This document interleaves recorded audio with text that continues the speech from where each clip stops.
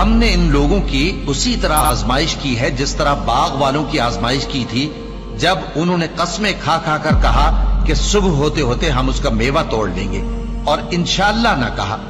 سو وہ ابھی سو ہی رہے تھے کہ تمہارے پروردگار کی طرف سے راتوں رات اس پر ایک آفت پھر گئی تو وہ ایسا ہو گیا جیسے کٹی ہوئی کھیتی. پھر جب صبح ہوئی تو وہ لوگ ایک دوسرے کو پکارنے لگے کہ اگر تم کو کاٹنا ہے تو اپنی کھیتی پر سویرے ہی جا پہنچو. سو وہ چل پڑے اور آپس میں چپ کے کہتے جاتے تھے کہ آج وہاں تمہارے پاس کوئی فقیر نہ آنے پائے، اور کوشش کے ساتھ سویرے ہی جا پہنچے گویا پیداوار پر قادر ہیں. پھر جب انہوں نے باغ کو دیکھا تو ویران، کہنے لگے کہ ہم رستہ بھول گئے ہیں. نہیں بلکہ ہم بے نصیب ہو گئے. ایک جو ان میں سمجھدار تھا بولا، کیا میں نے تم سے نہیں کہا تھا کہ تم تسبیح کیوں نہیں کرتے؟